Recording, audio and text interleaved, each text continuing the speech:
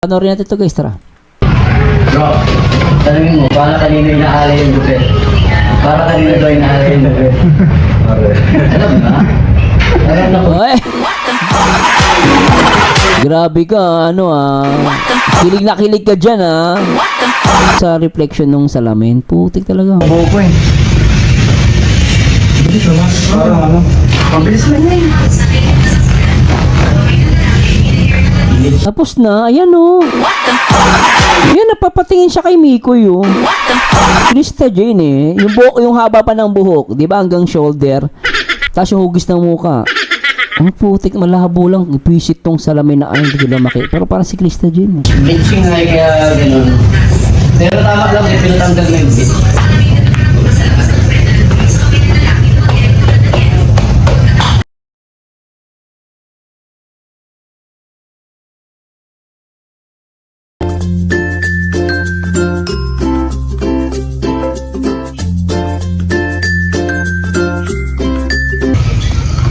Shoutout mga kami Kuya Mikoy, parehas yung channel Anong channel niyo po? Kuya Barbero TV. Tapos Kuya sa kanya Barbero TV. Sa kanya ay JC the Barber, yung YouTube niya. Yun, shoutout kay Kuya Barbero TV. Please support po. And also kay JC the Barber. Yan. Ganda ng dali Hello guys, welcome back to my YouTube channel. Siyempre, this is Kuya Barbero TV once again. Sa araw na ito guys, siyempre hindi tayo mananahimik agad hindi tayo nakakapag-reaksyon sa Mikris. At yun na nga guys, medyo, siyempre alam nyo naman, si Kuya Barbero TV palaging naka-update sa Team Mikris kung ano yung nangyayari. At siyempre guys, pero bago natin pag-usapan yung Team Mikris, gusto ko muna na pasalamatan Kalingap Rob at ang buong pamilya ni Kalingap Rob. Ganun din po, Kalingap Mikoy, supportahan nyo palagi si Kalingap Mikoy at tulungan natin na may angat yung views ni Kalingap Mikoy para marami siyang matulungan. Hindi lang si Nanay Pauska, yung matulungan ni Kalingap Mikoy. At syempre, umabot din sa point na magkaroon din ng million views si Kalingap Mikoy. So sa video ito guys, pag-uusapan natin yung reaction na ni Marciano TV 2.0. Kasi dun sa reaction ni Marciano TV 2.0, yung gupitan namin dito nila Mikoy nung mga nakaraang araw bago sila pumunta ng Tagaytay, dun sa dulong bahagi ng video ni Marciano, tinatanong ni Marciano kung sino yung babae na nasa likod nung salamin, na reflect dun sa salamin. Kasi tinatanong nila kung yun ba ay si Krista. Actually wala naman sinabi si Marciano na direktang si Krista yon. Sabi niya parang si Krista lang, Pero syempre guys, dahil nga mahal natin ang Team Mikris, mahal natin ang tandem na ito or love team na ito. Syempre gusto natin na proteksyonan sila tungkol sa mga issue at problema. Kaya gagawin natin to para hindi pag-isipan si Kalingap Mikoy ng hindi maganda. Kasi dun sa video, meron kasing babae dun sa likod, So, iniisip ng ilan at may mga nagtanong na din sa atin dun sa comment section, Kuya Barbero TV, sino po ba yung babae na nasa likod ng video na nahagip dun sa salamin, dun reflection dun sa salamin. So ako guys, syempre, si Kalingap Mikoy ay nagpa-appointment kay Kuya JC the Barber via Facebook or talagang ninote namin ito ni Kuya JC para ma-priority si Kalingap Mikoy kasi ayaw namin na maghintay siya ng matagal at ayaw din namin na pumila siya ng matagal dito sa aming barbershop. Kaya ang ginawa namin, ninote namin or pinariority namin si Kalingap Mikoy. Once na dumating siya na agad yung mauuna. So sa pagdating naman dun sa babae sa likod, maraming nagtatanong, Pero, syempre guys, hawig ba talaga ni Krista yung nasa likod? Kasi yung iniisip ni Marciano, medyo hawig daw, kasi yung buhok daw, yung muka.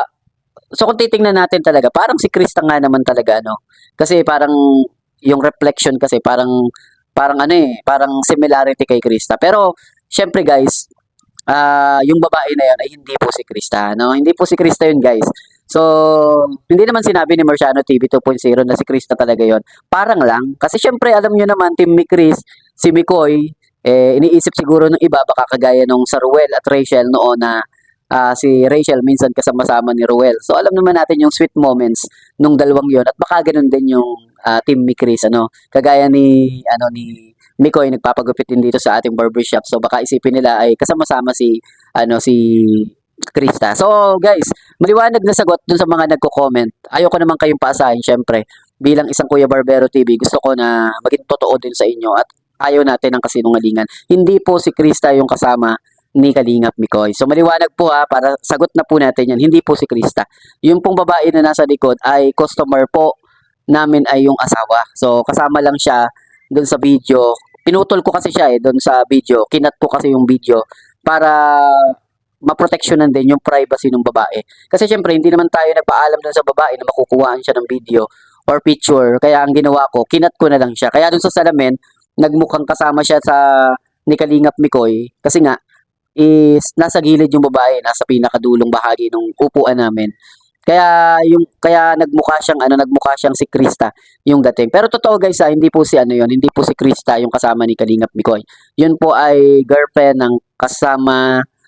yon ng kliyente namin na kakilala rin si Kuya Mikoy. Kakilala rin po kasi niya si Kuya Mikoy, kaya medyo siguro hindi lang nakilala ni Kalingap Mikoy dahil nagmamadali sa Kalingap Mikoy, pero kakilala rin si Kalingap Mikoy nung kliyente na yun. Yun yung sinasabi natin na mga kilalang mga tao dito sa Daet na nakakakilala rin kay Kalingap Mikoy at kilalang kilala si Kalingap Mikoy dito sa Daet, kasi nga dating nag-aartista at dating dancer dito sa Daet, So yun nga guys, pag-uusapan din naman natin yung isa sa mga nangyayari ngayon tungkol sa Tagaytay. So, yun mga nakaraan kasi nung gupitan natin si Kalingap Mikoy. So, may mga behind the camera kasi na medyo, alam nyo na kung ano yung mga napag-uusapan. Alam nyo naman na si Mikoy ay medyo nag-iingat din para hindi pagmula ng issue. At maganda naman talaga yung ginagawa ni Kalingap Mikoy. Hindi niya sinasabi sa lahat yung kanyang mga gagawin. O, halimbawa, yung kasama si Krista sa ibang mga, siguro, sabihin natin, siguro baka nakakasama nila si Krista sa ibang lugar dito sa Daet. So, hindi niya sinasabi yun. So, pinoproteksyonan din ni Kalingap Mikoy si Krista tungkol sa mga basher. Na alam naman natin na mabuting puso si Kalingap Mikoy. Hindi lang dahil sa tandem sila, hindi lang dahil sa love team sila, kundi syempre, yung yung pagpapahalaga niya sa pangalan ni Krista, iniingatan niya rin yun. Kaya nga, kahit sa Tagaytay, makikita nyo sa mga video, minsan boses lang yung maririnig nyo kay Krista, which is okay naman na mahagip ng camera kaunti, yung mga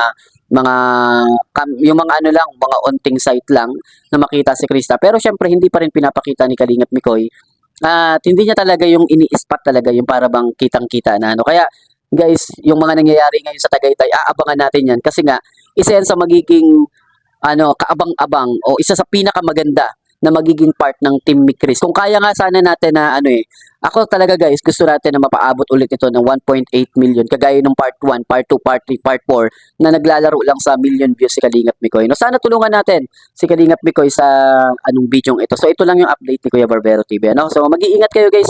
Thank you so much sa lahat at mag-iingat po kayo.